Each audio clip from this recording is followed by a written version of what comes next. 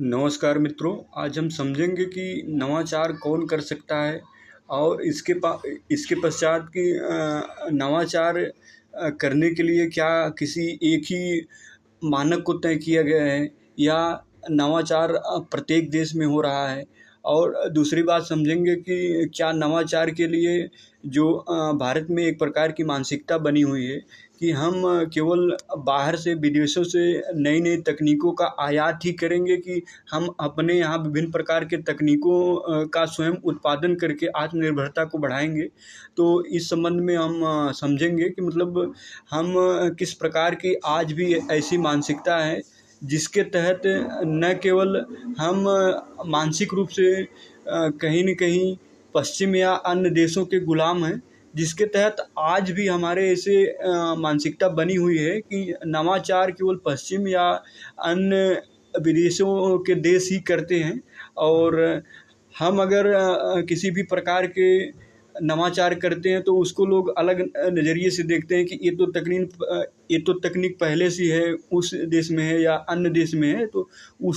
उसका मतलब क्या महत्व है। मतलब जब तक हमारे देश में अपने आत्मनिर्भरता के तहत जब तक हम यहाँ अपने संसाधनों को बेहतर नहीं बनाएंगे, अपने तकनीकों को मजबूत नहीं करेंगे, तो हम तब तक मतलब सशक्तिकरण की तरफ नहीं बढ़ पाएंगे उतना अधिक। तो ये बातें समझते हैं। इसमें सबसे पहली बात ये है कि जो नवाचार होता है, इनोवेशन है, वो समय की मांग है, न कि केवल पश्चिम या अन्य विदेशों के देशों की देन है, बल्कि ये समय की मांग है। और नवाचार प्रत्येक देश कर रहा है, अपने आवश्यकता अनुसार अपने क्षेत्रों में कर रहा है। तो इसलिए हम ये नहीं कह सकते कि नवाचार केवल पश्चिम या चाइना या अन्य विदेशी देश ही कर रहे हैं, ऐसा नहीं है। नवाचार प्रत्येक देश अपने क्षमता के अनुसार कर रहा है और ये चीज़ें ज़रूरी भी है आत्मनिर्भरता बढ़ाने के लिए। अपने संसाधनों को बेहतर ढंग से उनका सदुपयोग करने के लिए हमें अपने तकनीकों को अपने आवश्यकता अनुसार व्यवस्थित करने के लिए हमें स्वयं नवाचार करना आवश्यक है। और जैसे भारत में एक प्रकार की ऐसी मानसिकता है कि जिससे अंग्रेज चले गए, लेकिन अंग्रेजी मानसिकता आज भी भारत में कहीं न कहीं है। और इसका प्रमाण ये है कि जब भी अपने स्वदेशीकरण के तहत हम जब भी किसी क्षेत्र में कुछ बेहतर करते हैं, तो लोग उसका कंपैरिजन अंग्रेजी या अन्य मानसिकता के लोगों या परिवेश से करने लगते हैं कि ये तो चीज़ पहले से है, उस क्षेत्र में विकसित हुई है। जबकि हमें समझना चाहिए कि ये जो तकनीक या जो नवाचार है वो हमारे पास मतलब कब आया है और हमने स्वयं उस तकनीक को अपने तहत कब उत्पादन किया है, हमें ये चीज़ें समझना आवश्यक है। जैसे पहले भारत में मिसाइल तकनीक उतना अधिक उन्नत नहीं थी, तो लोग मजाक उड़ाया करते थे कि भारत के साइंटिस्ट देखो साइकिल पर या बैलगाड़ी पर मिसाइल रख के ले जा रहे हैं या रॉकेट परीक्षण कर रहे हैं। लेकिन आज भारत न केवल अपने देश के उपग्रहों को स्थापित कर रहा है, अन्यथा विभिन्न विदेशी देशों के उपग्रहों को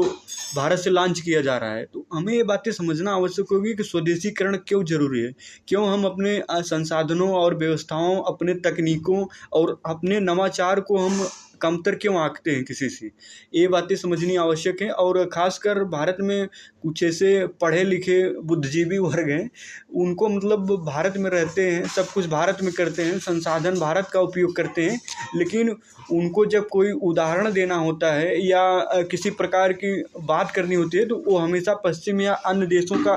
उदाहरण दिया करते हैं और उन्हीं को एक मतलब आदर्श स्थिति मानते हैं कि मतलब जिस प्रकार से पश्चिम के देश हैं या अंग्रेज या जो चाइना में जिस प्रकार की व्यवस्था है, वही मतलब उसमें श्रेष्ठता का भाव देखते हैं। जबकि वो ये नहीं समझते कि हमारे देश में भी इस प्रकार के तकनीकों का किस प्रकार से उपयोग करके उनको बेहतर बनाने की कोशिश की जा रही है और नए नए संसाधनों को विकसित करने का प्रयास किया जा रहा है और नवाचार के क्षेत्रों में भी काफ़ी ज़्यादा निवेश करके आत्मनिर्भरता की ओर बढ़ने की कोशिश की जा रही है। तो हमें ये बातें समझना आवश्यक होगी। और ख़ासकर जो ये मानसिकता विकसित हुई है, गुलामी वाली मानसिकता, ये भारतीय समाज में भी मतलब काफ़ी स्तर तक ही है। चाहे वो सामाजिक स्तर हो या मानसिक स्तर हो, अन्य स्तरों में मतलब वो लोग पहले से ही एक जो श्रेष्ठता का भाव होता है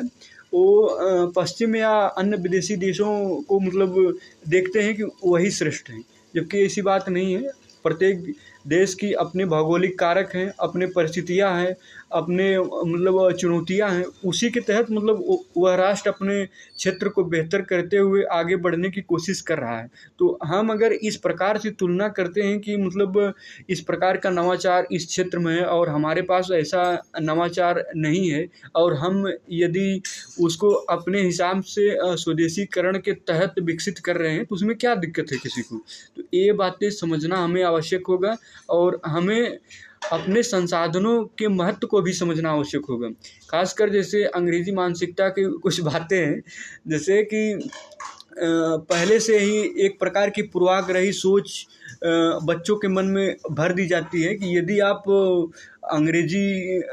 के माध्यमों का प्रयोग करके अगर आप उस भाषा या उस संस्कृति को अपनाओगे तो उसमें एक प्रकार का श्रेष्ठता का भाव देखते हैं कि जैसे अंग्रेज बोलते थे, क्या करते थे, नहीं करते थे, वैसा आप यदि कृत्य करोगे तो आपको मतलब एक विकसित अवस्था मानते हैं कि आप एक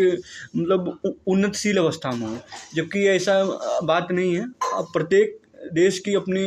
सांस्कृतिक विशेषता होती है और हमें इस प्रकार के आदर्श को स्थापित नहीं करना चाहिए कि मतलब किसी एक के गुलामी वाली मानसिकता रखें कि बस वो इस क्षेत्र में इस प्रकार के वो कृत्य करते रहें तो मतलब उसी को श्रेष्ठता के भाव से न देखें, बल्कि हमें हमारे पास जो संसाधन है उसके महत्व को समझते हुए अपने आवश्यकताओं की